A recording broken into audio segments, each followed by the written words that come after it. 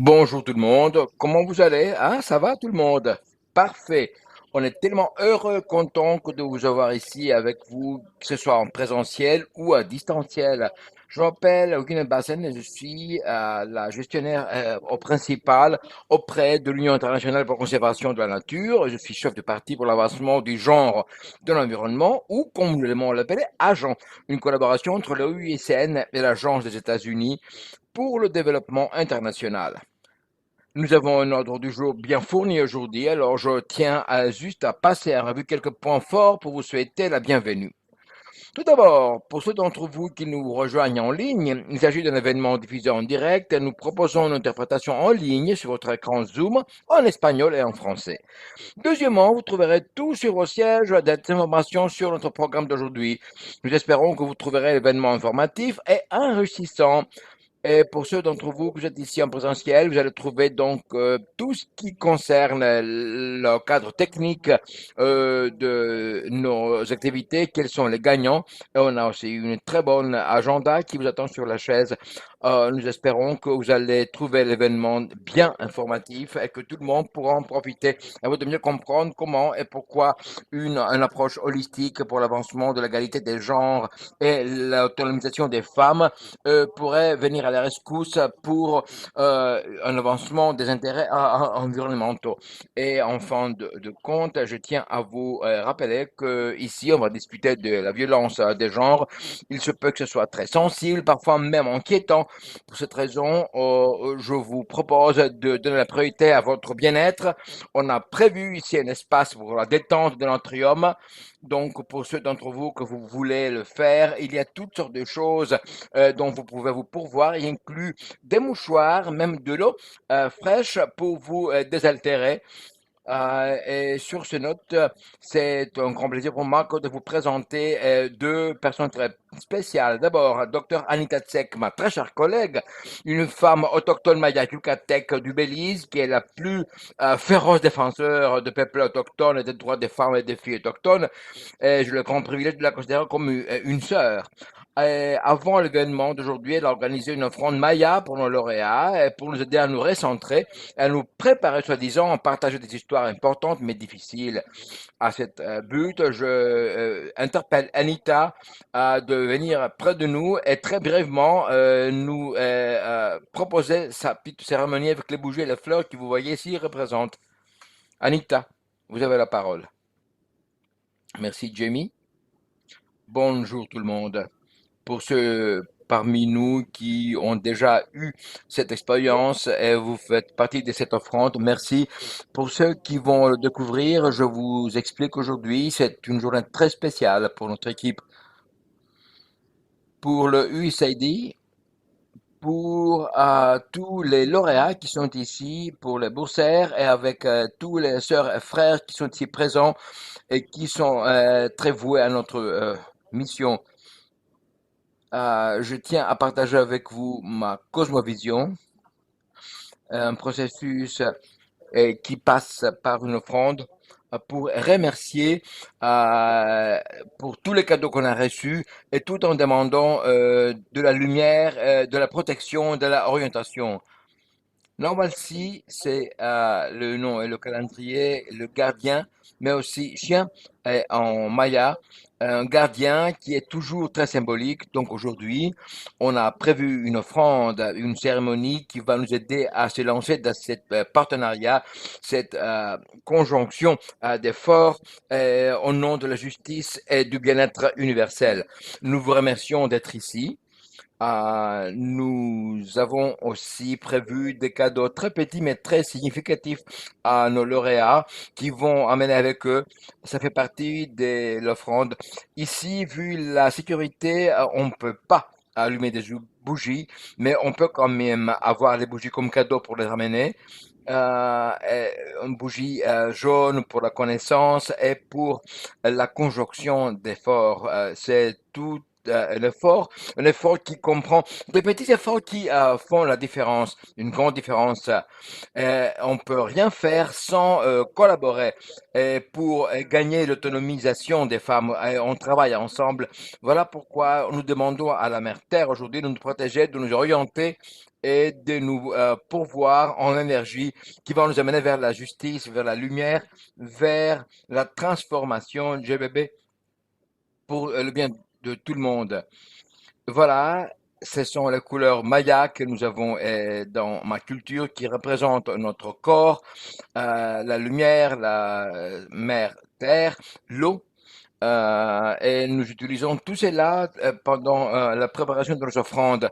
Sinon, je vous remercie. J'espère que de cette façon, on pourra continuer avec des travaux très fructueux tout au long de la journée, apprendre à donner, à recevoir.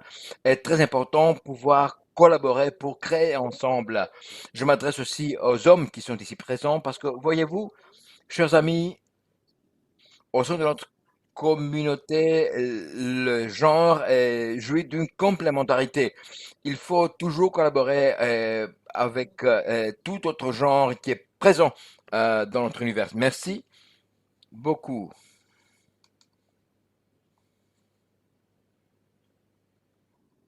Merci tellement, Anita. Votre intention, votre esprit nous fournissent absolument la base dont nous avons besoin.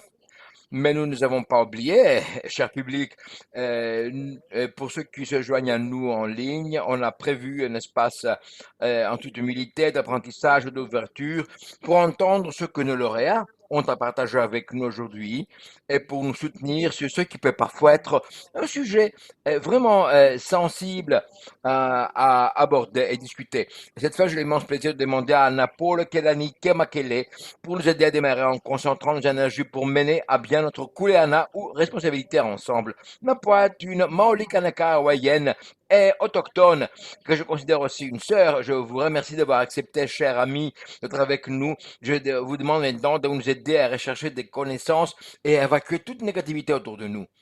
Napua.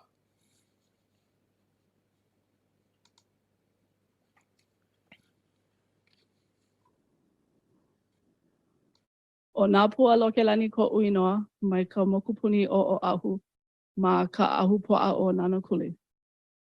Nunui ka haahaa no ku'u mau halo ma'ane'i ke ala me ko oko. My name is Napua Lokelani, like Jamie said.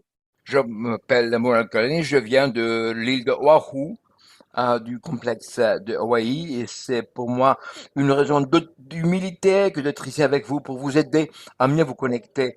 Ce que je vais vous offrir aujourd'hui, c'est vraiment deux chansons Oli, des chansons hawaïennes cérémoniales, afin de pouvoir évacuer toute négativité de nos esprits, tout en nous aidant à nous ouvrir, afin de pouvoir recevoir la connaissance Ike. Et on va le faire aussi dans des espaces d'apprentissage, avant que de danser le hula. Et notre Oli, que vous allez voir, c'est le Oli Lei. En tant que Hawaïenne, nous offrons un Oli dans le contexte d'offrandes qu'on prépare pour le aloha, pour le guérisson et pour l'apprentissage et l'acquisition de la connaissance.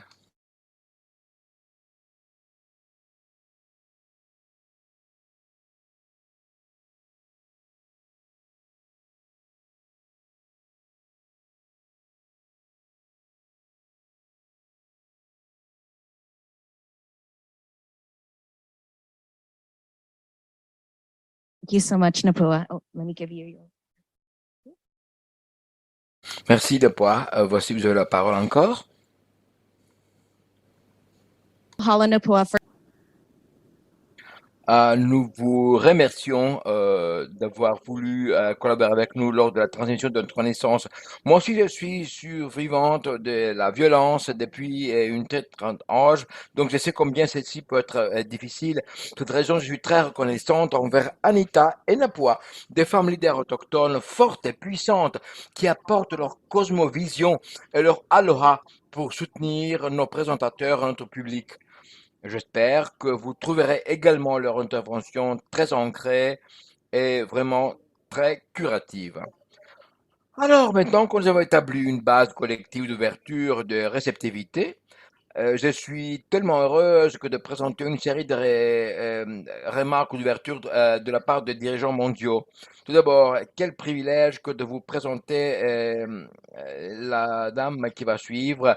Elle est Rachel Fogelstein, elle représente les États-Unis en tant qu'assistante spéciale du président au sein du Conseil de la politique de genre de la Maison Blanche et agit en tant que conseillère spéciale du Conseil de sécurité nationale sur le genre. Rachel traite de la sécurité économique, de la démocratie et de la participation politique, de la santé, de l'éducation et de l'aide humanitaire. Sa présence aujourd'hui s'avère d'autant plus précieuse du fait qu'elle est l'autrice d'un livre qui a été reconnu en tant qu'ouvrage par le New York Times comme ayant capturé l'impact mondial du mouvement révolutionnaire MeToo, Awakening, the Global Fight for Women's Rights.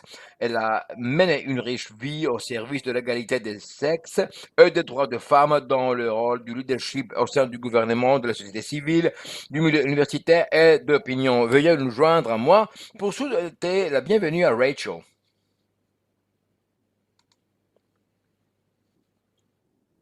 Merci beaucoup pour cette introduction tellement gentille. Au fait, je représente le gouvernement des États-Unis et de la Maison-Blanche. Je tiens à remercier la présence de tout le monde, y inclus et surtout tous ceux qui travaillent sur l'inclusivité. Merci d'avoir voyagé depuis diverses parties du monde pour être ici avec nous. Un grand bienvenue à ceux qui nous suivent de loin en ligne. Je tiens à remercier tout particulièrement mes collègues auprès de USAID et de l'Union internationale pour la conservation de la nature d'avoir voulu organiser une manifestation aussi importante. Les États-Unis pensent que la prévention et la réponse aux défis de la violence de genre fait partie de la bataille au nom des droits de l'homme et de l'égalité. Depuis le début de cet effort et sous l'administration Biden, le gouvernement des États-Unis a décidé de faire davantage pour combattre le fléau de la violence des genres. Donner une fin à cette épidémie est pour nous une grande priorité. Il inclut la violence à l'encontre des femmes, pour nous, au nom de tous ceux qui combattent. La prévention et faire face tout cela vraiment est pour nous très important. De nouveaux défis sont maintenant devant nous et qui rendent la vie encore plus difficile depuis le sapement de la démocratie jusqu'à l'augmentation et l'accentuation des conflits de par le monde. Dans ce contexte du changement climatique, la combinaison de tout cet impact en conjugaison avec la crise de l'environnement viennent saper malheureusement l'égalité de genre. Le rapport entre le changement climatique et la violence de genre est évidemment un fléau qui mérite d'être géré de manière intense. D'où le besoin de travailler ensemble pour reconnaître l'importance du travail déjà mené et à ces fins, tout en faisant face aux menaces et les aléas climatiques pour mettre aussi une fin à la violence de genre. Le changement climatique menace aussi les femmes dans plusieurs contextes. Il y a des problèmes de sécurité, la pénurie en eau et en d'autres ressources vitales frappe de plein fouet aussi les femmes, des femmes qui sont très vulnérables et qui sont par ailleurs fragilisées par cette crise, d'où le besoin d'avoir une nouvelle approche, tout comme la concurrence pour plus de ressources, comme aussi la pression migratoire rend les choses encore plus difficiles. La pénurie en eau, tout particulièrement, s'avère une menace très critique, d'où le besoin pour des femmes de voyager pendant longtemps et de se déplacer pour trouver de l'eau ailleurs. Les femmes, en tant que défenseurs de l'environnement, s'avèrent très importantes dans ces combats. Il inclut les femmes qui combattent les fléaux de l'harcèlement sexuel, y inclut à travers l'Internet. Sans une participation complète et de plein droit des femmes à cet effort, on ne pourrait jamais aspirer à une vraie égalité. le changement climatique et l'égalité des genres vont main dans main dans cet effort et je suis très contente de voir que de par des événements comme celui d'aujourd'hui, on reconnaît de manière palpable cette importance. Les États-Unis, leurs leaders aspirent au développement des politiques qui, entre autres, euh, touchent sur le rapport entre le climat, le changement climatique et la violence des genres. Notre première stratégie nationale en matière de genre pour la promotion de l'égalité s'avère d'une grande priorité dans le contexte du combat du changement climatique.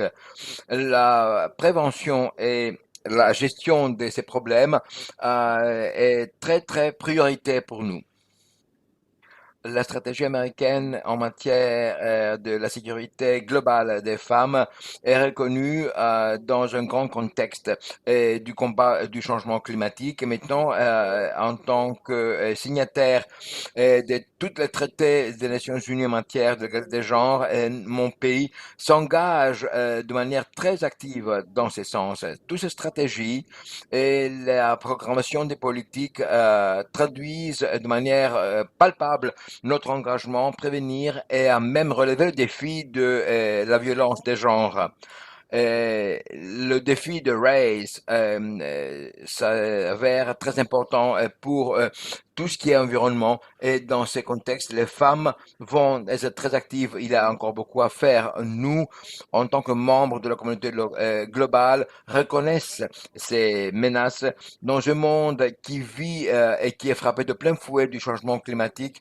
Les femmes s'avèrent des vrais leaders pour revendiquer leurs droits, combattre le changement climatique et joindre leurs forces et leur pouvoir afin de donner une fin une fois pour toutes entre autres la violence des genres. Je salue la présence des lauréats du programme RAISE et je suis sûr et certaine que ceci va engager plus de partenariats dans ce sens. Je vous remercie.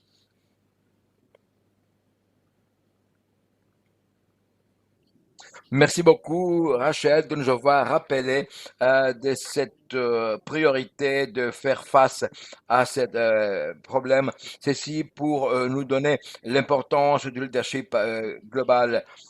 Et, et dans ce fil conducteur, j'ai le plaisir de vous présenter également Maite Gonzalez, responsable de l'équipe de droits de l'homme dans la conservation des Unions internationales pour la conservation de la nature. Maite a travaillé sans relâche pour rendre visible le lien entre la pauvreté, l'environnement et le climat, en soulignant l'importance de la bonne gouvernance, des droits et de la consommation durable pour des résultats efficaces en matière de la biodiversité et du climat, avec des aspirations de solidarité, de justice et d'un environnement sain pour tous. Maïté, je vous invite à bien vouloir partager quelques remarques avec nous aussi.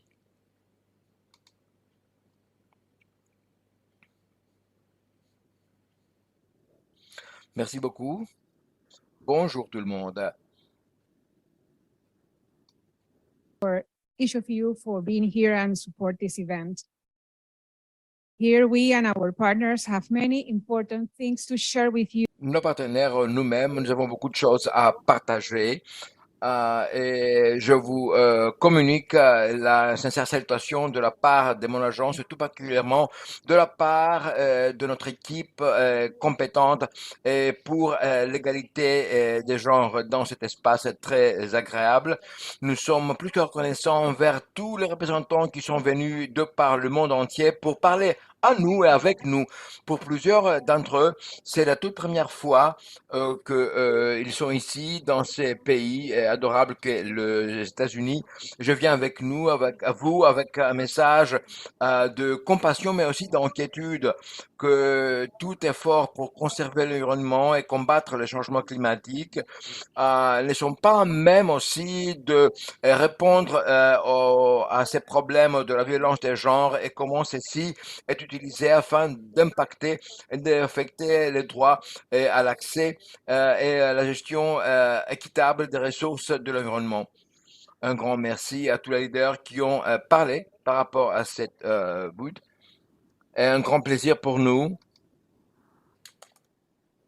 Merci à Calliope Migueiru de Merci pour être avec nous. Jamila également du VEDU, du USAIDs.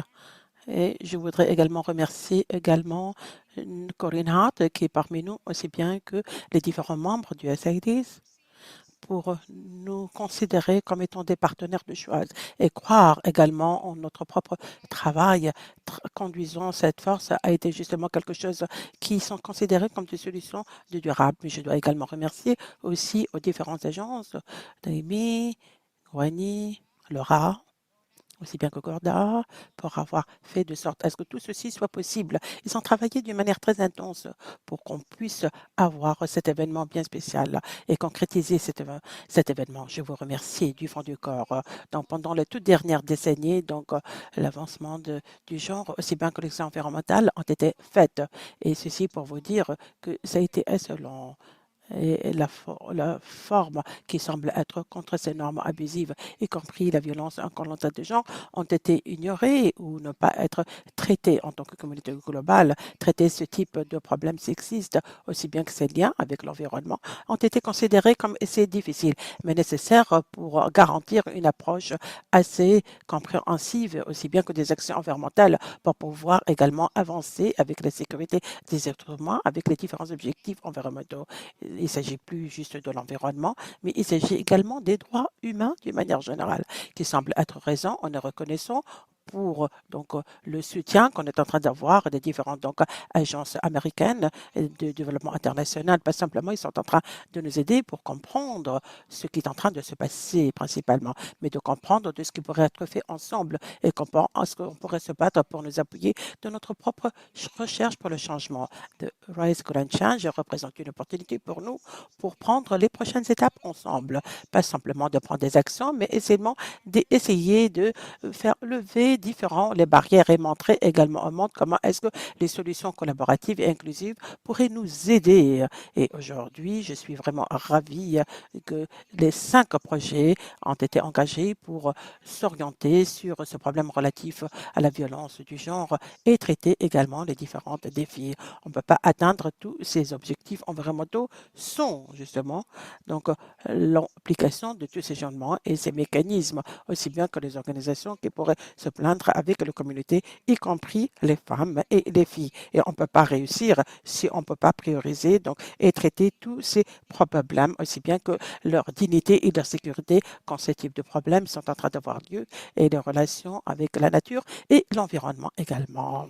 Le SUN est engagé pour avancer et essayer de se focaliser sur les centres en conservation d'une manière universelle et globale avec notre propre constitution qui semble être très puissante et plusieurs membres, des milliers de membres, aussi bien que d'experts qui sont spécialisés dans plusieurs commissions. On est en train de considérer l'Union comme étant un partenaire de choix pour atteindre justement ce groupe à travers une bonne gouvernance. Les droits des femmes sont considérés comme les droits humains. Avec cet esprit de philanthropie, c'est bien de Manohara. Également, je voudrais vous remercier tous, encore une fois, vous tous pour votre présence et apprendre aussi plus sur les nouveaux gagnants, aussi bien que le projet. Merci pour votre présence et pour votre disponibilité. Et juste quelques autres mots de clôture aussi. Je travaillais en Amérique latine et pendant des années avec des projets qui étaient financés par USAID. Et je voudrais vous dire également que si j'ai vu au préalable, au passé, j'ai considéré des choses qui ont eu lieu dans certains domaines qui ne sont pas bien compris ou compris d'une manière bien profonde et que c'était assez difficile de comprendre pourquoi on était en train de comprendre avec la communauté des pêcheurs et nous avons toutes les femmes en train de prendre part, même les filles avaient participé également. Et quand le moment est parvenu pour utiliser justement les marchandises qui étaient fournies par le projet, nous n'avons pas vu les femmes autour de ceci. Et à ce moment-là, on n'était pas capable de comprendre ceci représentait un type de violence. Elles étaient utilisées principalement d'avoir accès justement à au projet, mais ils n'étaient pas en train d'en bénéficier ni en prendre parti. À ce moment-là, bien sûr, nous avons remarqué ceci comme étant les normes, etc. Mais pour nous, ce n'était pas le cas, bien sûr. Ils étaient tellement effrayés de nous raconter ce qui est en train de se passer. Et bien évidemment, on n'était pas assez intelligent pour le comprendre. Et c'est pour cela que je suis très heureuse maintenant qu'on était capable, au bout du compte, d'ouvrir justement ce portail et de voir ce qui est en train de se passer et de voir également ce que les femmes sont en train de, ou ce dont elles étaient en train de souffrir. Et ceci représente bien sûr une opportunité. Merci beaucoup pour nous avoir permis de faire partie de votre propre voyage avec ce projet. Nous allons montrer au monde entier que la base à l'encontre des femmes, la violence du genre représente un obstacle pour les droits, pour le développement durable et pour une bonne gouvernance également. Merci beaucoup.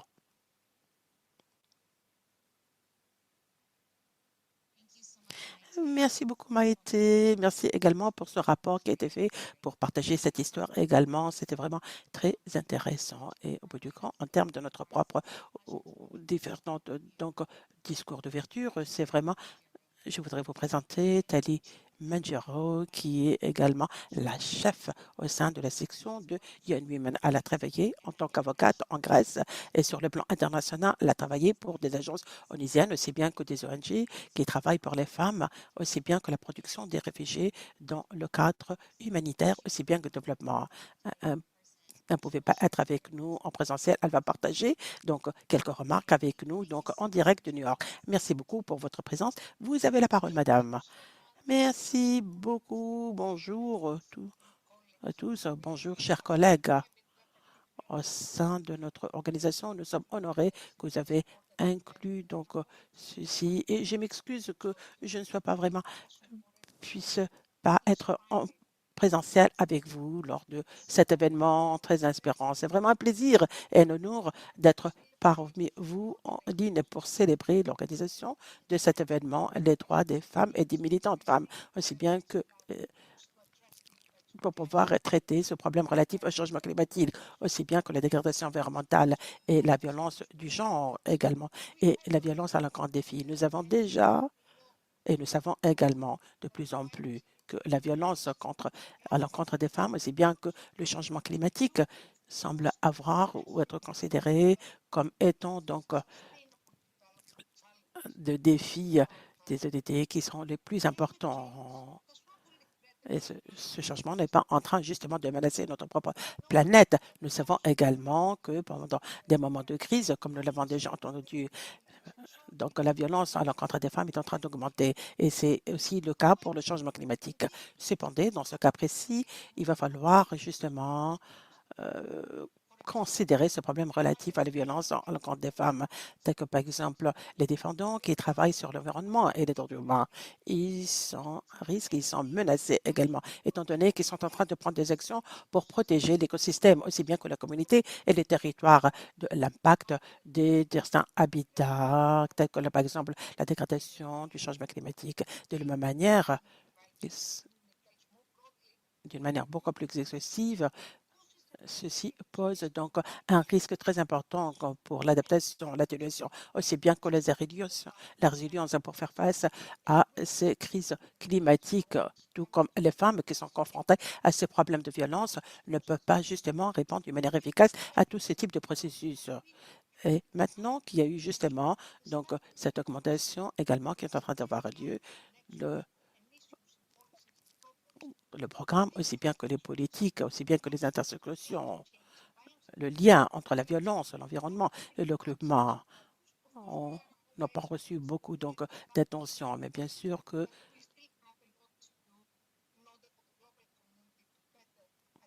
donc il va falloir mieux comprendre cet héritage, bien sûr. Encore une fois, c'est vraiment rassurant de voir que lors de la sécession de la commission qui a eu lieu l'année dernière, la communauté internationale a traité le consensus pour pouvoir compléter certaines failles relatives à la violence à l'encontre des femmes, aussi bien que le changement climatique. Et bien évidemment, ceci a fourni, bien sûr, bon, une opportunité bien importante pour pouvoir traiter ce type de problème. Maintenant, ce qui concerne le rôle des femmes, on est en train de prendre une approche totalement différente en termes de réponse de la violence à l'encontre des femmes et des filles à travers des différentes variations et spectrums également. Nous avons travaillé avec des partenaires, avec d'autres acteurs, aussi bien que des acteurs de développement, des organisations, des ONG également, et en particulier également des organisations féministes, aussi bien que le secteur privé, pour pouvoir créer donc une politique environnementale pour éliminer la violence à l'encontre des femmes et du changement dans le contexte du changement climatique, faire du plaidoyer également et promouvoir donc un partenariat sectoriel qui semble être très important et ça n'existe pas toujours dans les pays où nous prenons des actions, générer plus de données aussi et des preuves relatives à ceci et atténuer ce type d'événements quand on est en train de fournir certains services aux différents survivants et protéger également les femmes contre ce qui sont victimes de cette violence. Tout ceci a été fait à travers la plateforme telles que les Action Creation et en particulier donc Action Creation relatif à la violence, aussi bien que les actions féministes pour une justice climatique et certains partenaires de nos jours, tels que par exemple Women USAID, aussi bien que d'autres personnes qui se sont engagées et nous essayons de catalyser d'une manière collective, donc des actions collectives pour qu'il y ait un changement pour les femmes et les filles dans le monde. C'est vraiment un honneur pour nous de célébrer donc tout ceci. Pourquoi? Parce qu'il y a des changements. Il y a eu cet engagement entre USAID et la USUNE pendant des générations. Nous reconnaissons également le droit aussi bien que le mécanisme pour pouvoir livrer justement les différents services. Ce qui semble être intéressant, en ce qui concerne les droits des femmes, aussi bien que les ONG, c'est instrumental de répondre à la violence contre les femmes dans le contexte de ce changement climatique. Et ceci requiert d'être donc un point très important, surtout donc l'adaptation politique nationale, aussi bien que l'adaptation nationale des programmes. Il va falloir travailler de manière beaucoup plus proche avec les UCN et les USAID pour pouvoir traiter ce problème relatif à la violence à l'encontre des femmes, aussi bien que la dégradation environnementale, le changement climatique. Je voudrais conclure en vous félicitant tous les membres de l'organisation. Le travail que vous êtes en train de faire semble être critique, inspirant, courageux et crucial. Nous sommes impatients de travailler, de collaborer avec vous pour garantir également que les femmes, aussi bien les filles, pourraient être mieux intégrées dans toutes les différentes actions climatiques qui pourraient avoir lieu et je vous en remercie.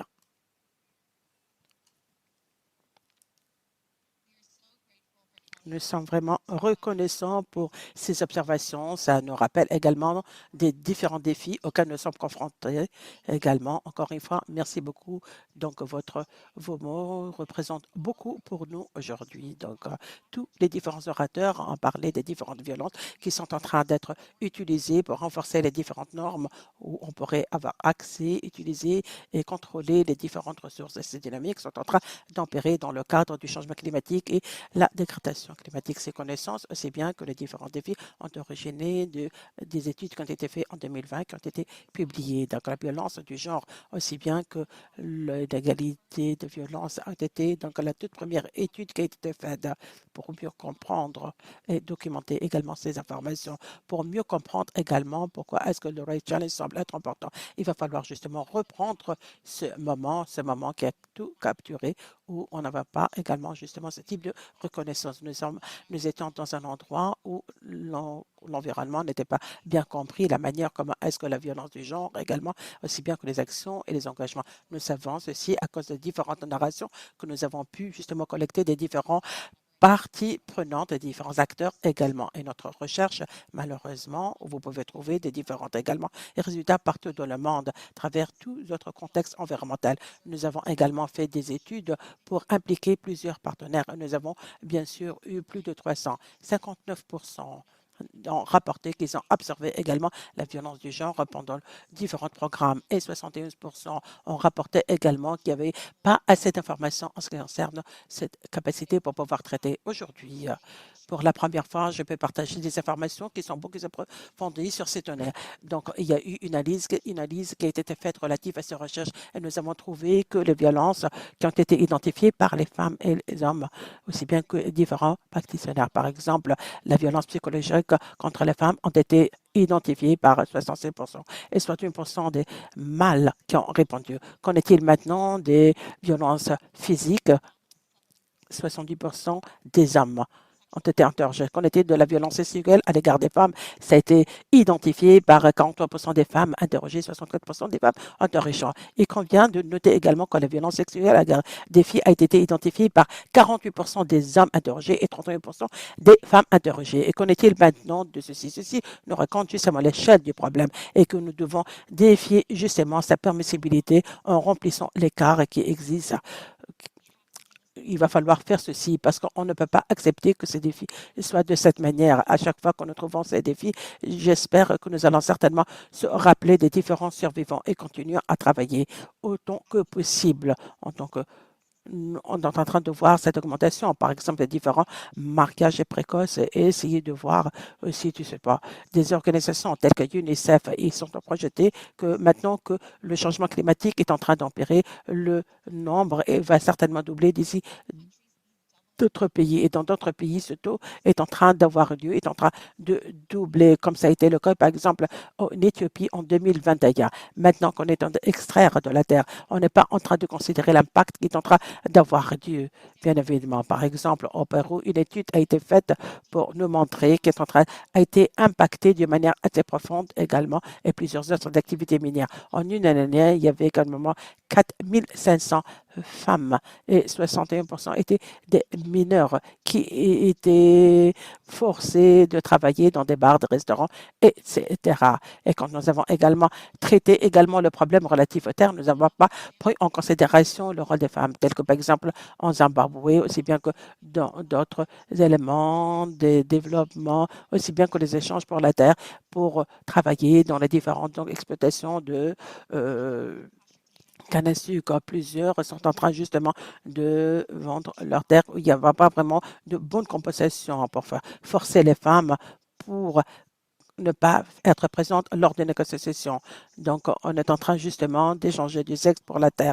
Et ceci est en train de donner naissance à la perte de cette droit. Dans plusieurs études, 80% des femmes et 50% des hommes ont rapporté également des expériences, également des dégâts en ce qui concerne donc des extorsions qui ont été faites relatives aux droits des femmes. Quand nous essayons de pousser un peu plus, vous voir comment tout ceci est en train d'avoir lieu, il mérite d'être là, bien sûr. Nous devons considérer également les différents défis relatifs à la sécurité auxquels ils sont confrontés. Avec tous ces éléments en ligne, je voudrais demander à Corinne de nous faire parcourir tout ceci. Comment est-ce que les recherches ont été traduites en action? Donc, Corinne Hart travaille dans l'égalité du genre au sein de HAP à USAID.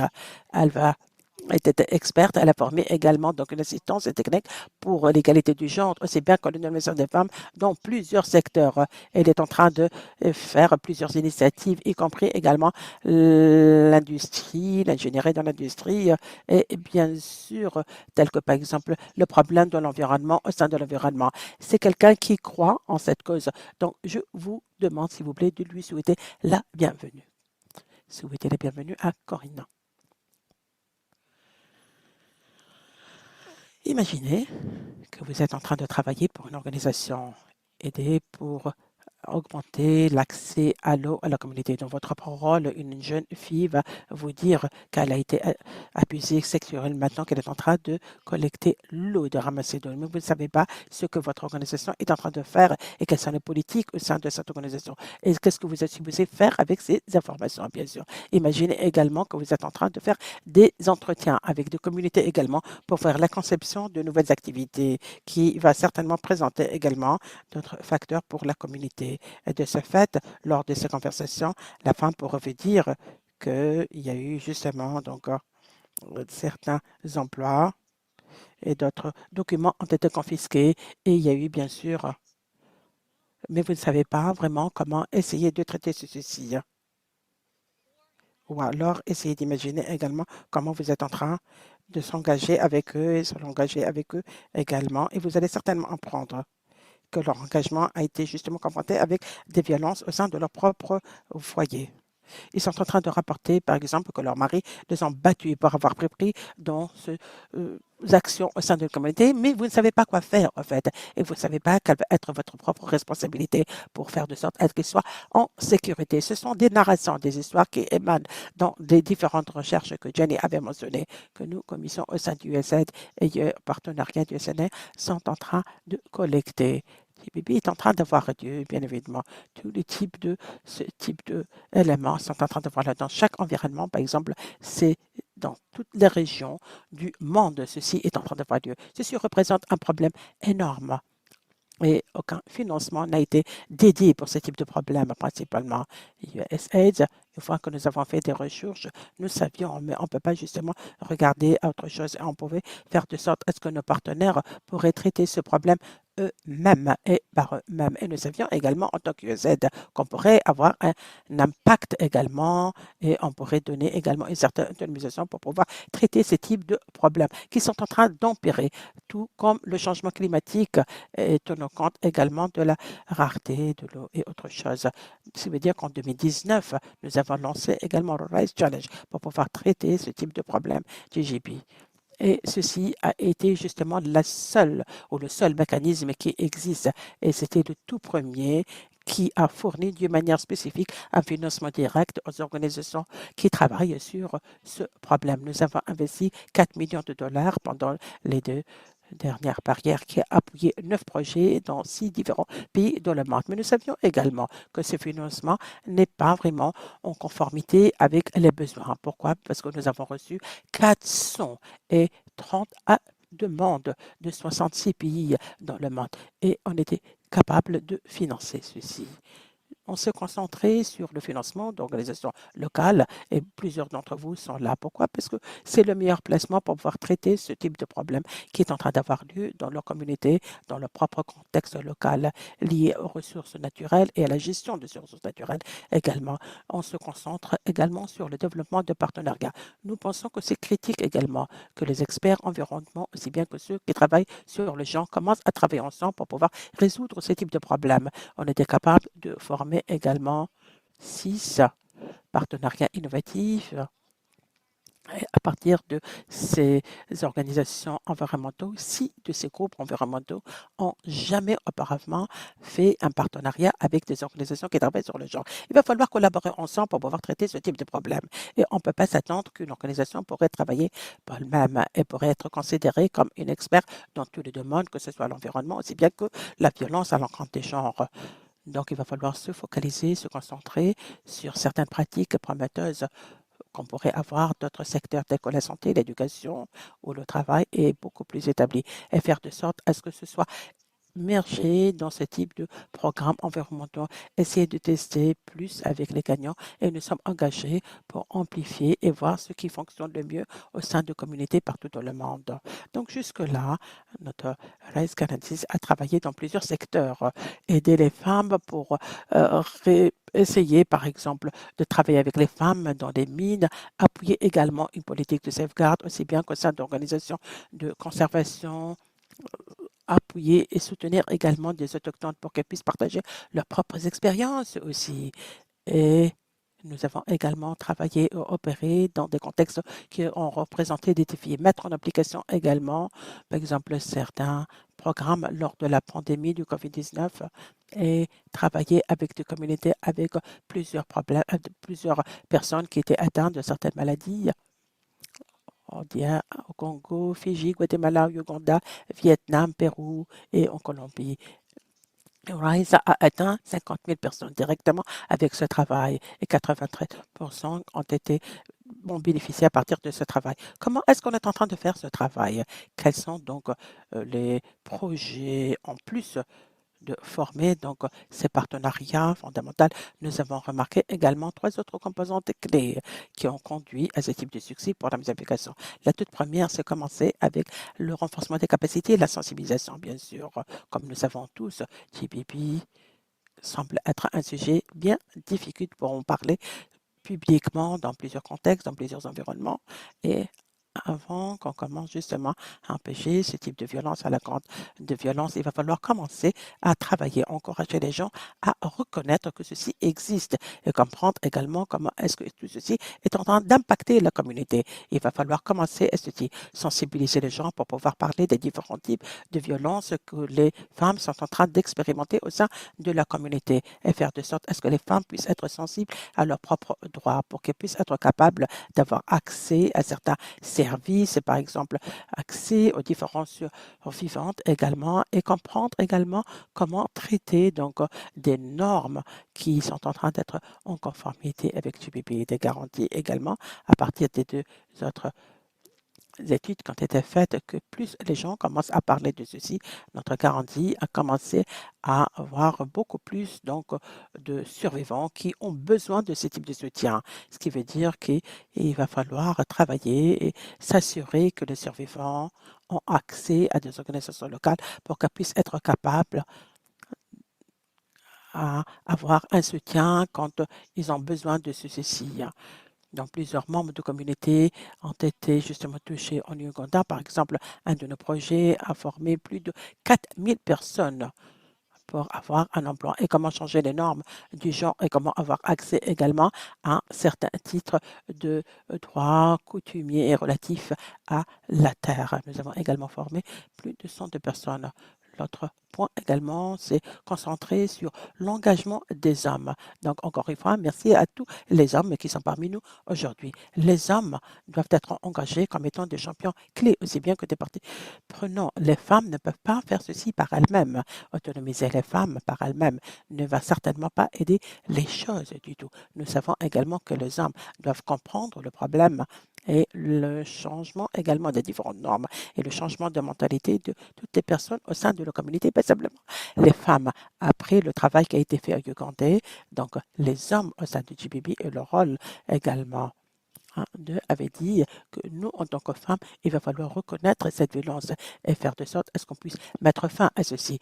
La troisième donc, composante principale au sein de ces activités pourrait inclure la politique, aussi bien que certaines réformes institutionnelles pour qu'on puisse avoir un impact qui soit durable. Des orientations qui ont été créées pour renforcer également la politique du GBB et faire dans le cadre de l'organisation. Par exemple, des services qui ont été associés également pour pouvoir traiter ce type de GBB aussi bien que l'égalité du genre.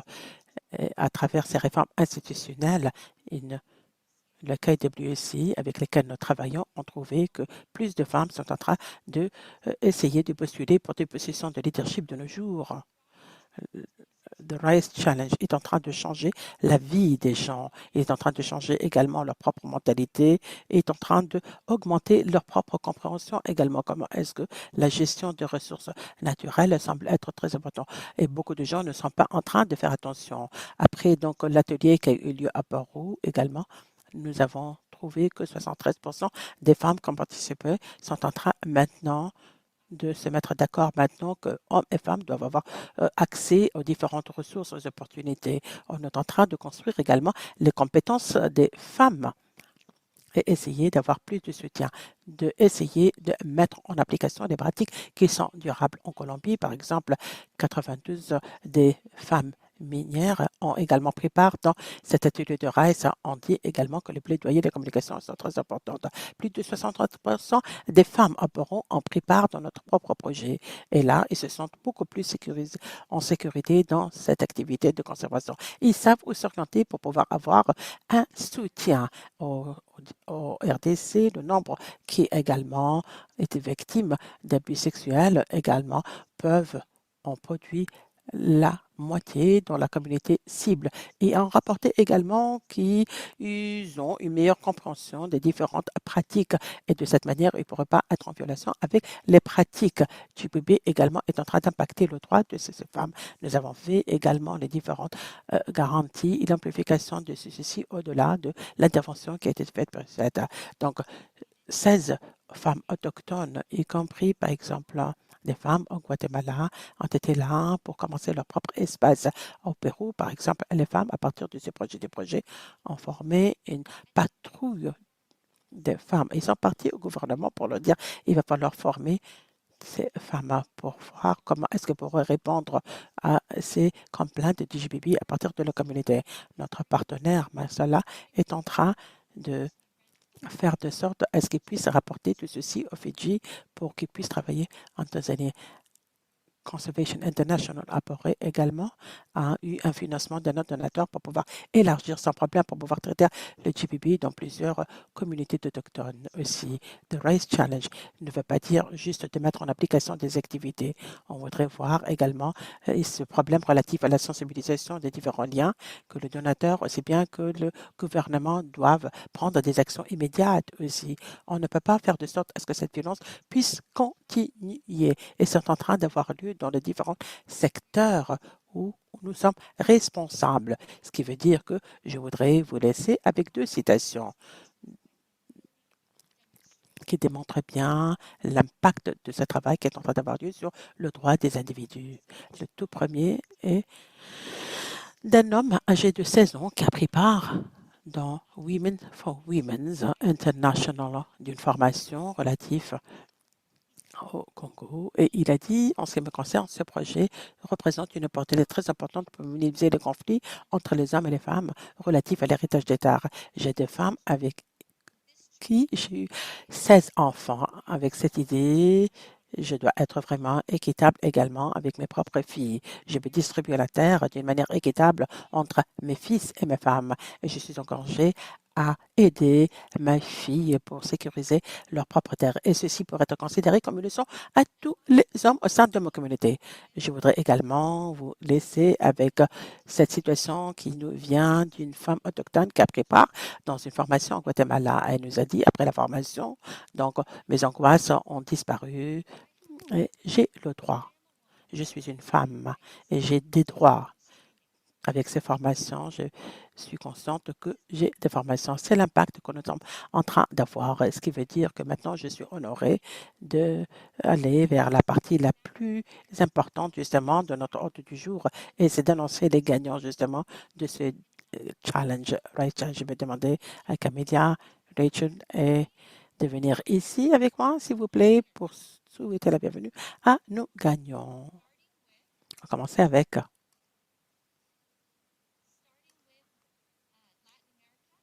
nous allons commencer. On commence avec l'Amérique latine et nous vous annonçons que Espacio de Encuentro de Culturas Originarias, EFO, s'associe au Fonds mondial pour la nature Mexique dans le cadre du défi des subventions RISE pour lutter contre la prévalence de la violence sexiste dans 2 paysages touristiques avec 3 aires protégées dans la péninsule de Yucatan et à Oaxaca. Ensemble, les partenaires engageront les communautés locales à intégrer les perspectives du genre et les risques de violences sexistes dans les instruments réglementaires et à promouvoir l'autonomisation économique des femmes en tant que stratégie de prévention. Vous accueillez Tsinia Caramfa, fondatrice et coordinatrice générale de ESCO, et Claudia Duran Miranda, responsable de la gestion intégrée du paysage au WWF Mexique. Félicitations.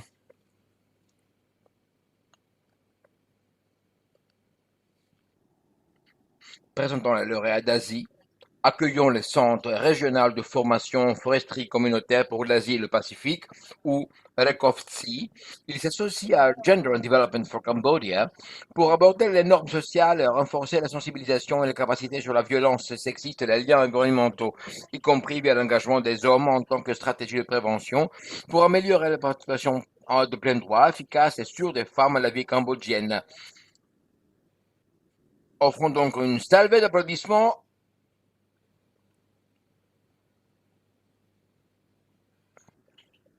Merci donc de bien vouloir saluer Kalian Hu, directeur national de CEP Cambodia, et de Eitwe, responsable principal du programme pour l'inclusion sociale et l'égalité de sexe de RECOFTSE Cambodge. Bon, parfait, on reste toujours en Asie pour célébrer un consortium de gagnants qui travailleront en Thaïlande, aux Philippines et en Indonésie. Le Pacte des peuples autochtones d'Asie s'associe au groupe de travail international pour les affaires autochtones. persecutant per un po' la data Nusantara, le réseau des femmes autochtones BAI pour autonomiser et élever la voix des femmes autochtones. Défenseurs des droits humains et déterminer eux-mêmes leurs priorités, leurs voix et leurs stratégies afin de mettre fin une fois pour toutes à la violence sexiste en tant qu'obstacle à leur défense de l'environnement. Aujourd'hui, nous sommes rejoints par Devi Anganini, représentant de ce consortium dirigé par AIPP. Devi est présidente de l'Association des femmes autochtones de l'archipel en Indonésie. Donc, donnons-lui la bienvenue à une démonstration de soutien palpable, mesdames, messieurs. Nous passons maintenant en Afrique subsaharienne et nous accueillons la Kenya Wildlife Conservancy Association, KWCA, qui poursuit son travail grâce à une deuxième subvention RISE en partenariat avec le Taita Taveta Wildlife Conservancy Association sur la prévention de la violence de genre et la promotion de l'égalité des sexes dans la réserve de Kaisagu, dans le paysage de Taita Taveta. Accueillons s'il vous plaît Joyce Peshu, responsable du programme genre de KWCA. Et enfin, menons sur scène ActionAid Zambia, qui s'associe à la Young Women's Christian Association pour lutter contre les moteurs de l'exploitation sexuelle du poisson en travaillant avec le système juridique local, en établissant un forum des femmes de comités de surveillance pour construire une action collective et une agence collective des femmes pour prévenir la violence des genres. Un bienvenue très chaleureux à tous les représentants et Samantha Mulagandu et Sheske et Mongu qui dirigera le projet RISE à ActionAid Zambia.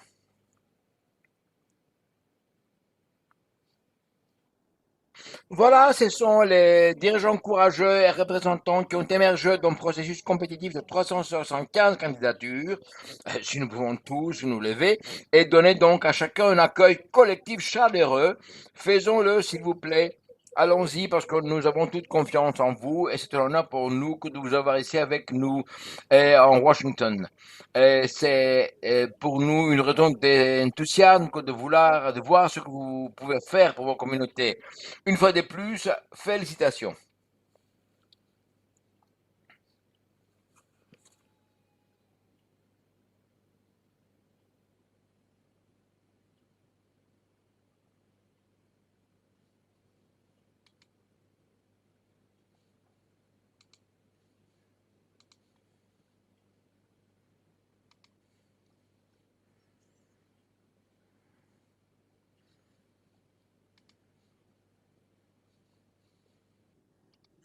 Bon, maintenant, afin de mieux nous connaître, nous appelons à chaque gagnant Rise et j'ai le plaisir d'inviter Jamie Bijo sur scène. Là voilà, elle est coordinatrice principale pour l'égalité des genres et l'autonomisation des femmes au bureau de l'administrateur de l'UCED. Elle vient d'une longue carrière axée sur l'exploration de la relation entre l'égalité des genres, la sécurité nationale et la prospérité mondiale en tant qu'experte avec une longue carrière diplomate couvrant le Conseil de sécurité nationale de la Maison-Blanche, le département d'État, le département de la Défense et les Nations Unies.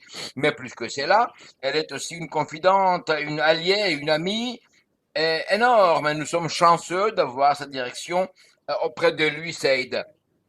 Merci beaucoup, Jamil, et bienvenue. Et je demande à nos boursières de bien vouloir se lever pour la photo coutumière.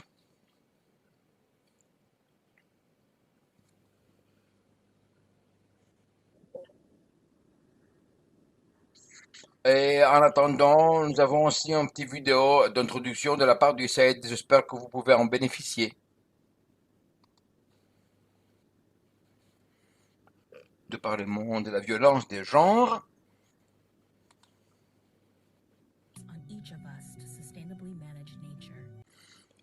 Notre terre s'appuie sur nous pour bien vouloir combattre l'inégalité des sexes. Des femmes, des petites filles souffrent de cette inégalité. Ils sont des usagers, des gestionnaires, et même des intendants des terres et de ses ressources.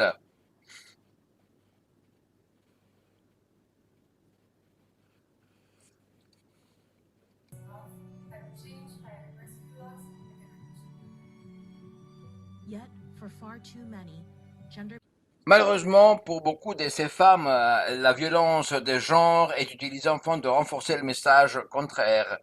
qui peuvent en communiquer, qui peuvent en bénéficier lorsqu'on passe à des activités propres à l'environnement. Il y a toujours de l'espoir parce que toujours il y a de l'action qui se prépare à travers ces programmes RISE et les bourses ainsi proposées. Il y a la disponibilisation des fonds et du soutien technique qui donne un outil précieux aux femmes, s'appuyant sur la recherche en matière de la violence de genre. Le programme RISE est géré par l'Union internationale et il est possible, grâce à ces financements, de faire beaucoup de choses. Et c'est un programme conçu afin de soutenir les organisations de l'environnement, de créer des collaborations sur base de l'expérience en matière de questions propres à la violence de genre. C'est une possibilité pour nous que d'atténuer l'impact de la violence et ceci pour mettre tout cela au profit du combat du changement climatique. Il faut travailler aussi avec les hommes, savoir les engager afin d'atténuer la vulnérabilité en renforçant le message de l'autonomisation parce que sommes tous mériteux de dignité et de sûreté. Donc, on a bien sûr tous trois un espace sûr pour se développer, pour évoluer.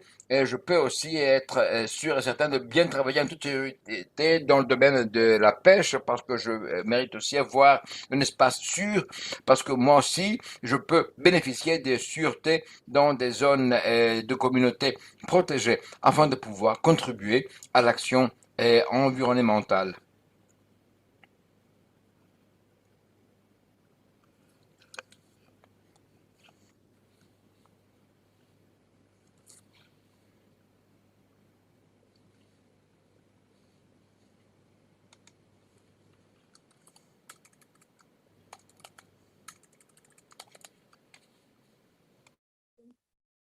Having the opportunity to see the incredible leaders that we have at the conversation. We'll have the opportunity now to hear from them about their inspiring work and the opportunities that they see ahead to help address the linkages and the relationship between gender-based violence and the environment, but we can support more women to help lead in conservation environment efforts as we just saw.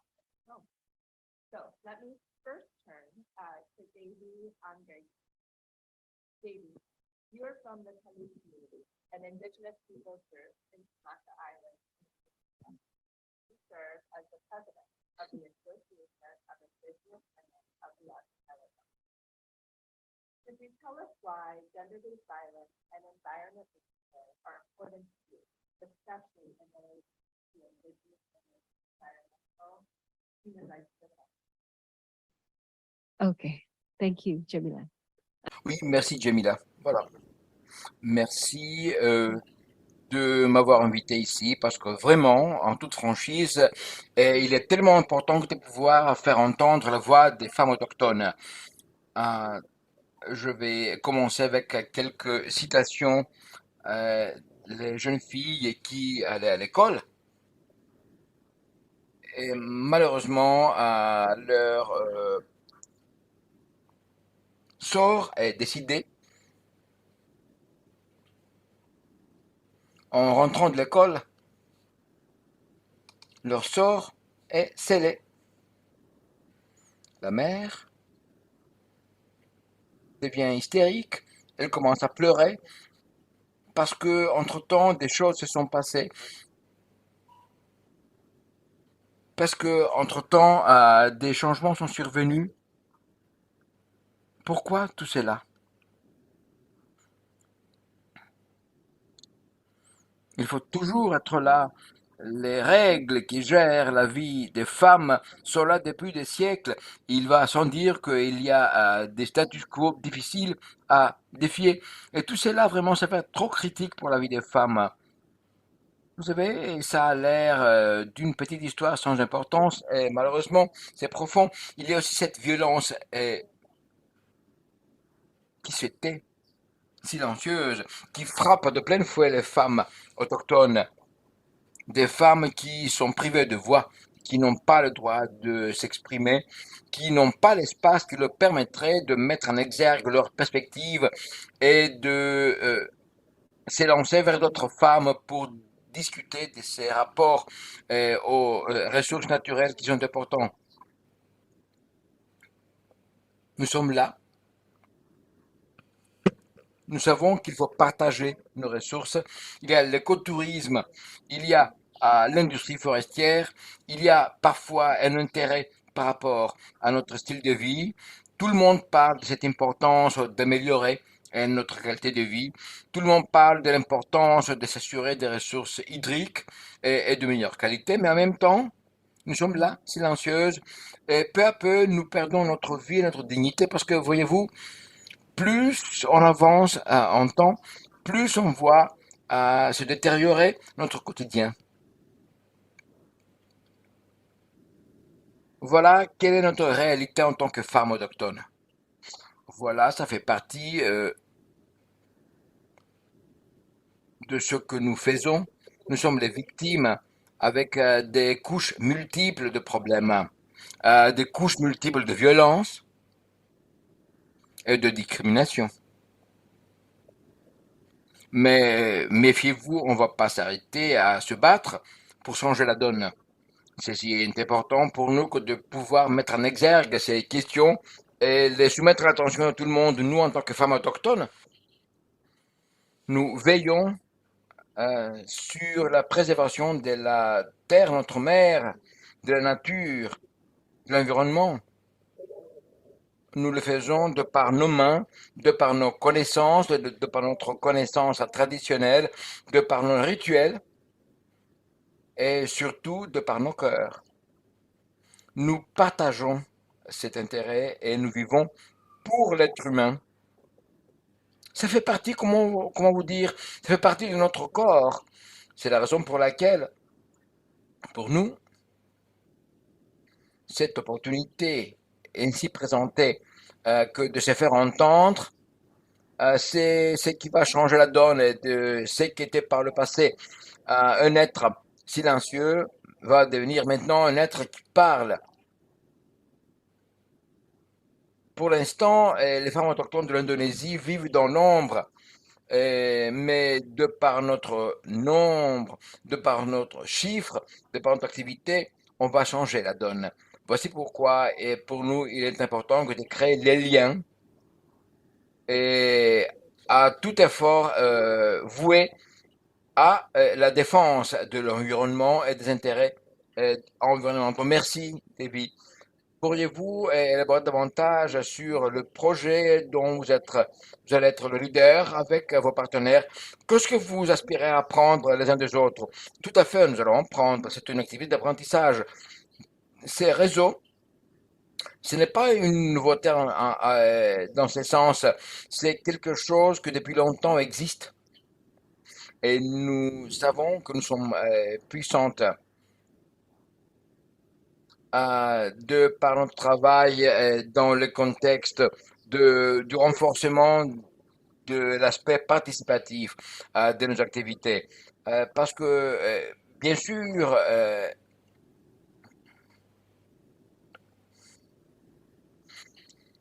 nos membres sont en même temps les vecteurs du message vers l'extérieur.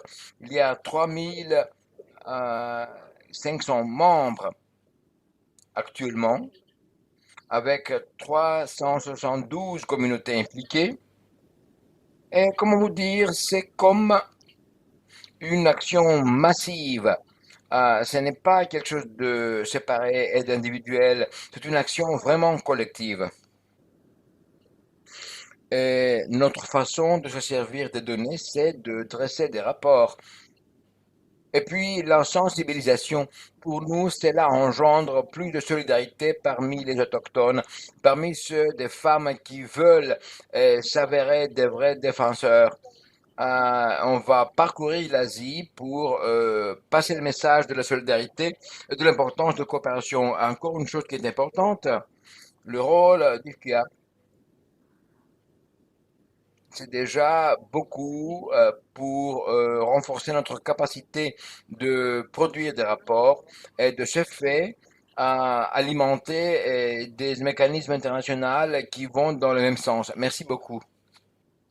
C'est nous qui vous remercions beaucoup. C'est très inspirateur d'entendre ce qui est en train d'être accompli à travers votre région et comment on se penche sur le travail de l'Asie.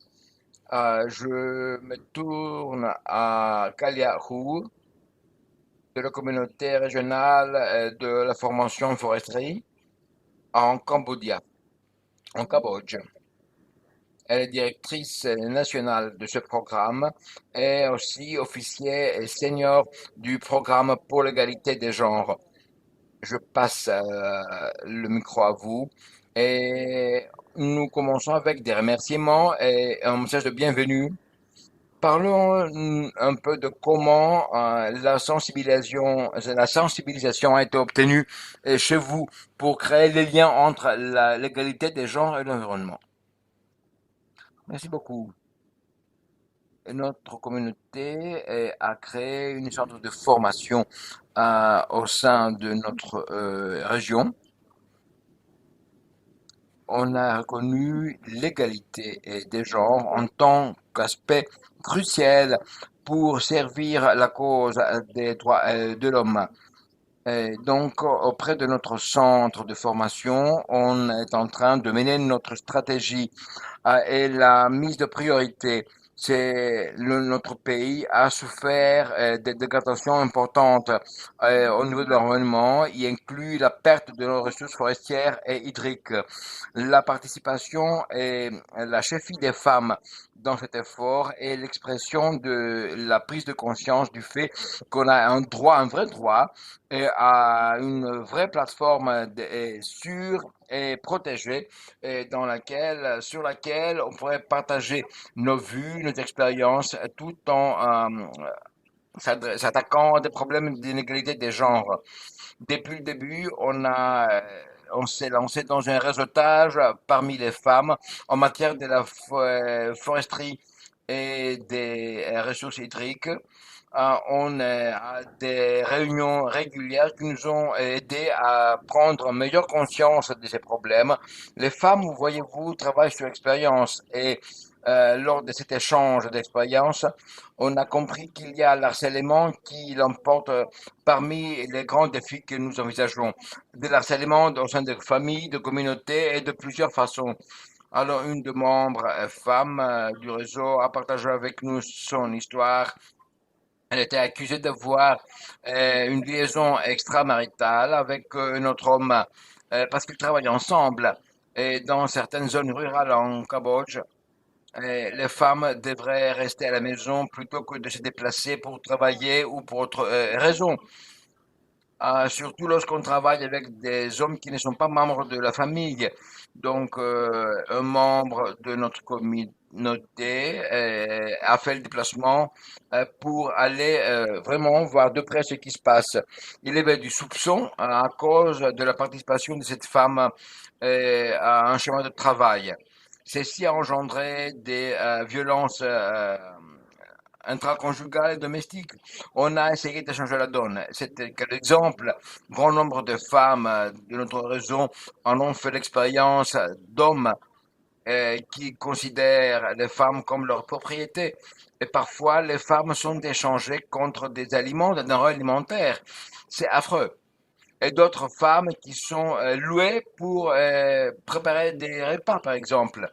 Alors, les femmes de notre réseau et les membres de notre équipe de gestion ont parlé beaucoup de ces problèmes. Les femmes maintenant sont plus autonomisées. À part la préparation de repas, il y a un grand nombre de choses que les femmes savent, peuvent faire. Et à travers le projet RISE, nous proposons renforcer le rôle des femmes et leur assurer un rôle plus équitable pour que les femmes puissent vivre en toute sécurité, en gérant aussi les ressources forestières, en développant leurs compétences et de connaissances pour aussi s'attaquer au problème de la violence des genres. Oh, merci beaucoup, vraiment. Combien cela a été encourageant que de l'entendre de vous, d'avoir vos expériences à prima manu, et aussi voir comment vous avez pu s'attaquer à ces problèmes de manière directe et franche. C'est une raison pour nous que de s'inspirer et pour identifier d'autres opportunités pour faire face à ces problèmes. Je me tourne maintenant à Coliane. Si vous pouvez partager avec nous un peu plus comment vous vous y attendez à ce que c'est que ce partenariat avec le GITC pourrait vous aider à mieux relever les défis.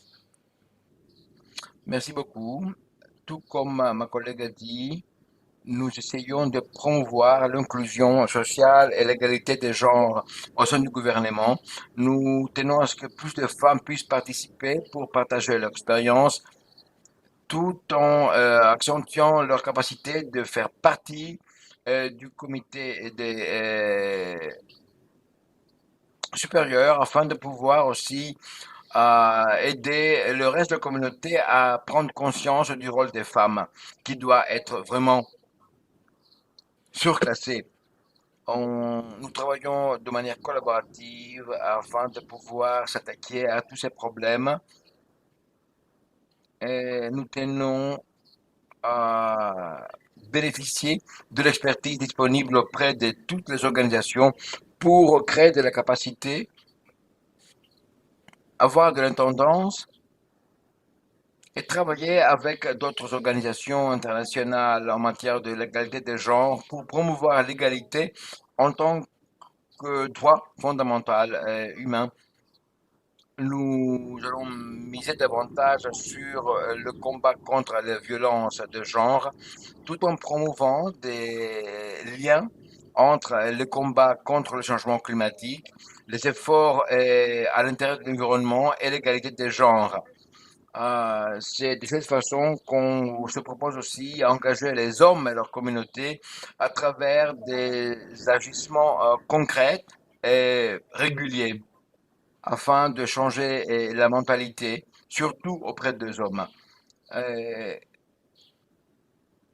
Ceci va engendrer plus de connaissances et une capacité en matière de l'égalité qui assurément va améliorer la situation. Et en fin du projet, nous espérons que les communautés vont avoir le bénéfice de travailler en étroite collaboration parmi elles et aussi engendrer plus de participation, afin de, entre autres, combattre le phénomène de la violence de genre. Merci beaucoup. Nous vous remercions d'avoir voulu partager avec nous vos travaux et vos activités en Cambodge. On va maintenant passer au Mexique. On va voir l'expérience de Sonia Carranza, Espacio de Encuentro de las Culturas Regionales, qui va être soutenue par Claudia Duran en tant que traductrice de la part de World Wide Fund en Mexique. Ils sont partenaires de EICO afin de pouvoir, entre autres, mettre en œuvre le projet RISE. Elle-même, elle est membre de EICO qui travaille principalement en Oaxaca sur des questions propres à l'environnement, l'atténuation et du changement climatique et autres questions relevantes avec entre autres WWF au Mexique. Sonia et Claudia, voudriez-vous partager avec nous quelques idées de fond par rapport au rapport entre les défis propres à l'égalité des genres et les défis climatiques? Parlez-nous davantage sur votre partenariat et comment vous soutenez l'une l'autre. Merci beaucoup. Je suis plus que contente d'être ici et merci à tout le monde de m'avoir invité et pour cette opportunité. Pendant plus de 15 ans de travail au sein de communautés autochtones, on a constaté comment les femmes souffrent de plusieurs violences, ces types de violences qui s'accentuent dans un contexte de la détérioration de l'environnement, du changement climatique. Il y a plusieurs façons de manifester la violence, mais parfois, ce qui choque, c'est que ces phénomènes de violence sont perçus comme des choses normales, ce qui engendre plus d'inégalités de violence. par exemple, que les femmes qui sont moins bien rémunérées que les hommes pour le même travail et que parfois la distance sociale s'accentue. Euh, le projet est lidéré par des hommes et plusieurs projets sont lidérés par des hommes pendant que les femmes sont réduites à des travaux domestiques et puis les coopératives ne sont que rarement impliquées. Parfois, les hommes monopolisent des activités pendant que les femmes sont réduites à des activités de moindre impact ou visibilité. Ceci a comme conséquence que les femmes souffrent d'une discrimination aussi forte. Des femmes qui sont parfois limitées à des activités propres au tourisme sans autre visibilité. D'où l'importance de rendre la violence visible et d'expliquer à la police et à la communauté que la violence contre les femmes est un crime et que la violence contre les femmes viole un droit humain. Le plus grand défi est de sensibiliser la communauté générale afin que la donne change. C'est une chose très nouvelle en Mexique. Un, un projet sur base de la communauté n'a jamais été à même d'avoir cette perception. Et c'est la violence contre les femmes qui n'avait jamais auparavant été prise en compte lors de la projection d'activités destinées à protéger l'environnement, et ce qui malheureusement réduit les femmes davantage à un rôle secondaire en tant comme les conditions. Les conditions se détériorent et l'effet du changement climatique est en train d'impacter la subsistance de la population par la violence à l'encontre des femmes également. Et pas simplement ceci est en train d'impacter l'environnement, mais également la concurrence pour les différentes ressources, aussi bien que les conditions limitées pour pouvoir s'adapter. En plus de ceci, la protection du partenaire pourrait l'alcoolisme est fait de sorte à ce qu'il puisse plus de violence à l'encontre des femmes, que ce soit pour les femmes et les communautés. Le défi majeur, c'est de faire de sorte à ce que la population puisse prendre des actions pour pouvoir atténuer la violence. Merci.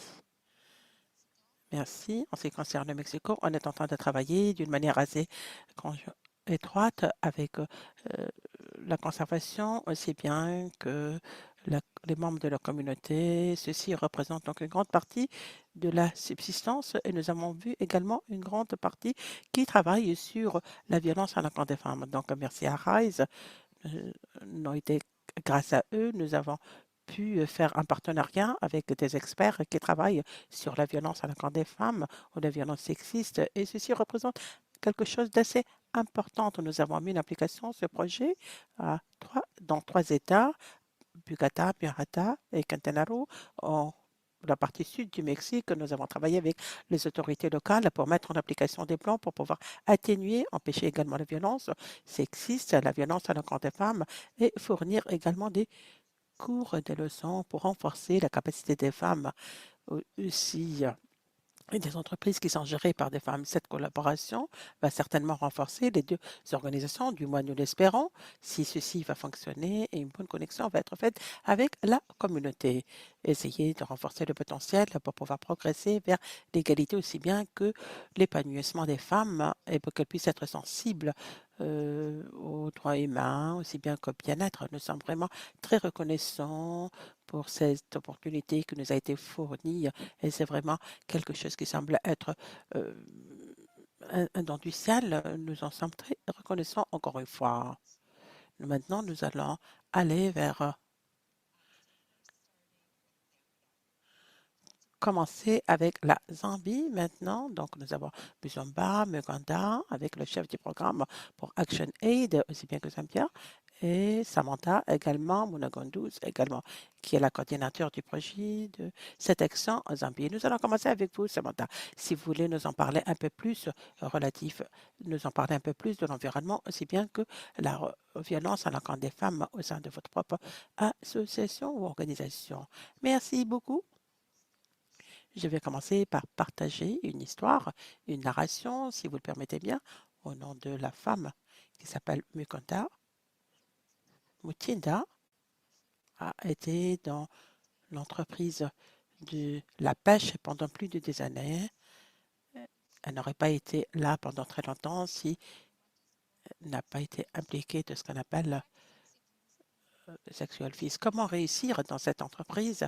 Il fallait qu'elle puisse avoir des relations sexuelles avec les pêcheurs pour qu'elle puisse les acheter, donc des ce poisson justement de la part de ces hommes, et c'est ainsi qu'elle pourrait subvenir à ses besoins. Elle a dit que vous ne pouvez pas réussir si vous ne pouvez pas avoir des relations sexuelles, des relations physiques avec ces pêcheurs. Il ne s'agit pas justement de quelque chose qui quelque chose qui leur fait mal physiquement, bien sûr, sur le plan émotionnel aussi, elles sont impactées. Ce n'est pas quelque chose qu'elles apprécient et c'est tout ce qu'elles peuvent faire. Pourquoi? Parce que c'est la seule source de subsistance pour elles.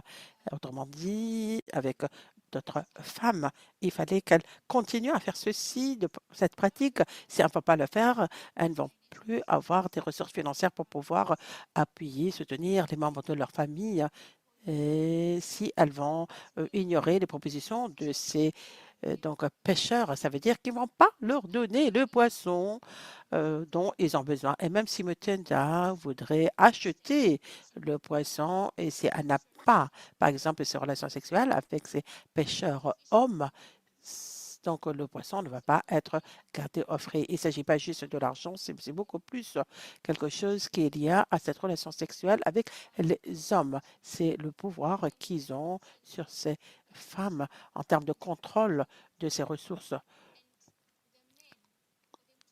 Et pour donc les hommes, pour qu'ils puissent avoir cette demande accrue, donc il va falloir justement donc gérer au très mauvais point donc ces ressources et en utilisant différentes pratiques pour avoir les poissons qui sont pas périns sur le plan environnemental. Et de ce fait, il y a très peu d'hommes qui pourraient s'engager avec les hommes sans les impliquer dans ces relations sexuelles. Ce qui veut dire que Mutinda, ce n'est pas une histoire à partager, même pas avec les hommes. C'est assez difficile parce qu'au moment où elle partage ceci avec les hommes, ça veut dire que le divorce va avoir lieu et il va continuer à travailler de cette manière. Ce n'est pas une tâche facile de partager ces histoires avec eux. En tant qu'Action Aid, nous avons travaillé sur le terrain, surtout dans le secteur de la pêche. Et il y a eu beaucoup de violences, beaucoup de cas relatifs à la violence à l'encontre des femmes. Mais il n'en demeure pas moins que ça n'a pas été dans notre propre portée pour pouvoir traiter ce type de problème. Pourquoi? Parce que tout le monde était en train de nous dire ce n'est pas vraiment mon affaire, il s'agit de ces pêcheurs. Ce qui veut dire que ce projet RISE a été une opportunité extraordinaire pour nous pour traiter ce type de problème relatif à la violence sexiste en relation avec l'environnement. Ce qui veut dire que les femmes n'ont pas accès donc équitable pour ce type de ressources. Et parfois, ceci est fourni à cause de cet aspect culturel, aussi bien que cet aspect relatif du genre, aussi bien que les traditions qui existent au sein de la région dans laquelle nous travaillons. Et autre élément, nous espérons aussi que ce type de défi va aider les femmes d'avoir une plateforme bien sécurisée dans le secteur de la pêche où ils pourraient justement avoir accès sans avoir à être abusés par les hommes. Et nous espérons également que ce type de ressources pourrait être géré d'une manière pérenne aussi. La parole est à vous, s'il vous plaît. Merci beaucoup, Samantha. Juste pour rebondir sur ce que vous venez de dire, certaines des stratégies qui ont été utilisées pour renforcer le mécanisme au sein des communautés, pour faire la traçabilité des rapports et atténuer également contre la violence à l'encontre des femmes et surtout travailler avec des structures locales qui sont sur terrain, telles que les groupes de femmes et qui ont été formés de ce qu'on appelle le Watch Committee. Donc, ce sont des gens qui sont ancrés au sein de la communauté, qui fournissent donc une plateforme où les femmes qui sont victimes pourraient aller et rapporter et elles appuient, elles soutiennent ces types de femmes pour qu'elles puissent justement rapporter ces types de cas au gouvernement, aux hommes politiques. Le gouvernement essaie de piloter. Donc, de la même manière, c'est un nouveau concept. Nous espérons qu'on pourrait interagir et avoir également donc une interaction avec ceci. De cette manière, on va être capable de travailler avec ces Watch Committee et faire de sorte à ce que ces types de cas pourraient être soumis à d'autres autorités. On est en train d'avoir un partenariat avec l'Association des jeunes chrétiennes femmes. C'est une organisation qui ont été sur terrain, qui ont travaillé pour faire du plaidoyer et promouvoir des accès à une justice socio-économique pour les femmes et promouvoir les droits des femmes. C'est tout de nos côtés. Il y a également d'autres éléments relatifs à l'aspect d'inclusion aussi. Donc, nous avons trouvé que la majorité des structures qui existent ou sur lesquelles on voudrait justement se concentrer, telles que par exemple le leadership des femmes dans ce type de camp de pêche. Merci beaucoup. Donc, beaucoup de choses à partager. Le dernier point, peut-être, nous allons certainement entendre le Kanye Wad, l'association de conservation qui travaille sur le genre, la mise en application de la stratégie du genre. KWC a une expérience unique à partager avec nous aujourd'hui. Pourquoi? Parce qu'ils ont déjà travaillé au préalable et aujourd'hui, ils vont pouvoir parler du travail que Joyce, au sein de KWC, est en train de faire pour pouvoir adapter ce qu'ils ont déjà fait dans le cadre de leur travail, aussi bien que l'opportunité pour pouvoir élargir ceci. Merci. KWCA est une organisation au Kenya avec des membres de 850, plus une communauté qui travaille sur la conservation. Donc, c'est une terre qui est gérée par la communauté ou des individus. L'objectif principal serait, est-ce qu'il y a d'autres utilisations de terre pour une meilleure conservation de la terre, pour une meilleure subsistance? En termes de le rôle que nous essayons de faire au sein de notre organisation, serait de dire que on pourrait parler comment est-ce qu'on pourrait planifier pour amplifier notre propre travail au sein de on travaille justement sur la gouvernance, essayer de se focaliser sur le, le rôle du leadership. L'autre aspect serait la gestion, par exemple, où les femmes sont des gestionnaires et dans l'entrepreneuriat également, où les femmes peuvent prendre également dans certaines entreprises telles que le tourisme et autres. Les femmes qui sont en train de prendre ce type de rôle, on pourrait avoir différentes expériences relatives à la violence du genre, telles que celle qui est écologique, engager par exemple des femmes qui sont dominantes, faisant partie donc de cette RISE qui a eu lieu au préalable. Donc, nous avons remarqué, nous avons vu ceci avoir lieu aussi avec des recherches qui ont été faites il y a de cela quelques années. 15 sur 20 des femmes ont déjà rapporté justement des intimidations aussi bien que des actes physiques à cause de cette entreprise de conservation, aussi bien que cette violence à l'encontre des femmes sur le plan sexuel, le fait d'être engagé sur ceci. Je dirais que les femmes sont beaucoup plus vulnérables, tenant compte également de manque donc de sauvegarde au sein du système, aussi bien que du manque de connaissances. Et c'est ce qui a été fait lors du RASC précédent, où on s'est focalisé beaucoup plus sur les normes sociales en termes d'utilisation d'un outil, par exemple de Key International, pour être capable d'explorer, pour que la communauté puisse explorer les différents défis, aussi bien que les normes sociales au sein de la communauté également, que ce soit pour les hommes et les femmes, en ce qui concerne le dialogue, aussi bien pour que les femmes puissent être en première ligne. Je voudrais partager également une narration, une histoire. Et je vais dire que Marie était la femme. Donc, Marie était donc éduquée au sein d'une communauté. Elle a regardé sa femme aller, par exemple, à la rivière tous les jours et faire également les différents travaux au sein de la maison. Et à cause de la sécheresse, les distances ont devenu beaucoup plus longues et la femme devait sortir pour aller chercher donc du bois pour cuisiner. Et à chaque fois, donc, la majorité des hommes qui restaient dans ces provinces étaient des hommes. Et au sein de cette conservance, elle voulait devenir une rangère elle-même. Donc, quand elle a grandi, elle a essayé de demander pour devenir donc une garde forestière et elle a remarqué que tous les leaders au sein de cette conservation étaient des hommes et les gardes forestiers et les camps des gardes forestiers n'ont pas vraiment considéré le fait que des femmes puissent être là. Donc, elle était harassée par les autres gardes forestiers. Mais dans ce camp des gardes forestiers, parce qu'elle était femme, on s'attendait à ce qu'elle puisse jouer des rôles de femme et elle n'était pas traitée de la même manière que les autres gardes forestiers, bien sûr, hommes. On s'attendait à ce qu'elle cuisine. Elle a également expérimenté donc une violence sexuelle à chaque fois qu'elle était dans le camp avec des hommes gardes forestiers et ils essayent de donc l'agresser sexuellement. Elle a essayé de rapporter tout ceci, mais bien sûr, elle était effrayée, étant donné qu'elle était donc dans un camp où il y avait d'autres gardes forestiers et ils ont fini par rapporter ce cas-là et bien évidemment, il était renvoyé. Il va falloir réfléchir et voir si c'est assez sécurisé pour eux. Oui, on est en train de faire du plaidoyer pour que les femmes puissent être des leaders, pour qu'elles puissent être directrices ou alors des gardes forestières, mais est-ce qu'elles sont assez sécurisées pour qu'elles puissent être dans ce type de espace où ils puissent gérer des ressources naturelles?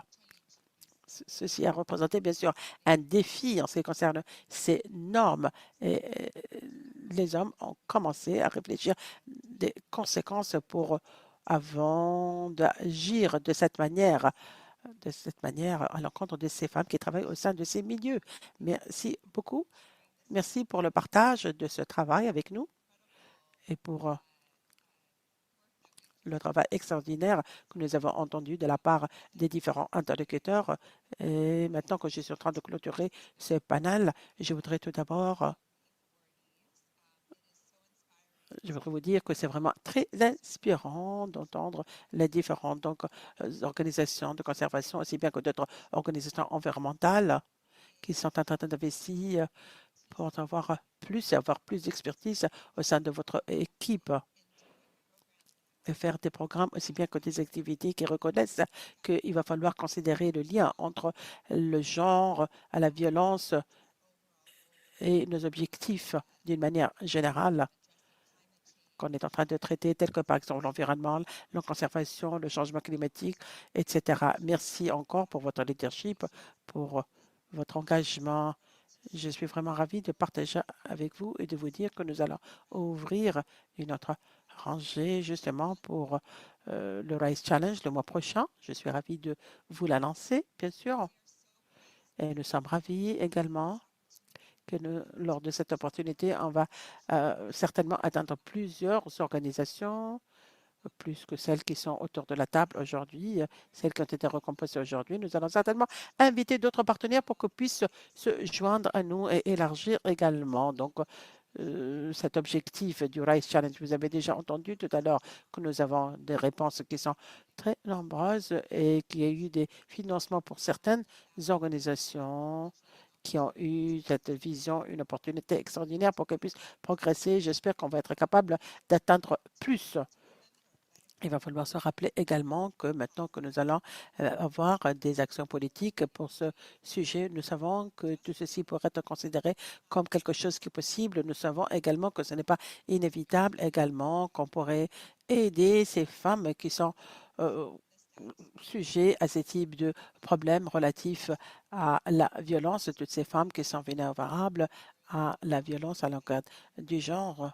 Donc, Pamela Harris, notre ancienne présidente, a déjà parlé de ceci, que ce n'est pas parce qu'ils sont en train d'essayer de prendre part au sein de la société. Ceci représente une priorité au sein de notre propre organisation. Nous avons identifié également l'autonomisation de la politique d'autonomisation. Nous avons mis un objectif pour ceci. Maintenant qu'on voudrait mettre en application également notre propre stratégie nationale, et pas plus tard qu'hier, les administrateurs UNAID ont déjà annoncé de nouveaux engagements pour générer des opportunités à la résilience pour les femmes, où nous allons certainement traiter des éléments très importants relatifs au système hydraulique, y compris donc le changement climatique. Ceci va représenter des opportunités pour les femmes et traiter également des problèmes relatifs à la sécurité, aussi bien qu'à la violence encore des femmes. Donc, nous espérons qu'ensemble, on pourrait orienter plus de ressources, de trouver des ressources, aussi bien que des actions pour pouvoir traiter justement cette section relative à l'environnement, aussi bien que climat et à la violence à la contingente. Je voudrais remercier toutes les personnes qui se sont jointes à nous, au public, aussi bien qu'en ligne. Je voudrais également vous remercier tous, remercier le SINE, et spécialement à Jenny, Rwani, Dalma Koudis pour leur leadership, aussi bien que pour leur travail robuste pour implémenter et organiser cet événement. Georgia et l'équipe au sein du UNCDS. Et maintenant que nous clôturons cet événement, je voudrais également encourager vous tous ici même dans le public de se joindre à nous pour la réception qui va avoir lieu à 11h30. RISE va certainement organiser donc ceci et ça va avoir lieu juste en dehors. Nous allons certainement continuer la conversation que nous avons eue aujourd'hui, ce sujet relatif à la violence à l'encontre des femmes. On voudrait continuer pour procéder. Donc, toutes les personnes qui voudraient se joindre à nous et le bienvenue. Merci encore une fois pour votre disponibilité. Nous allons certainement applaudir ce public et ses membres du panel. Merci encore.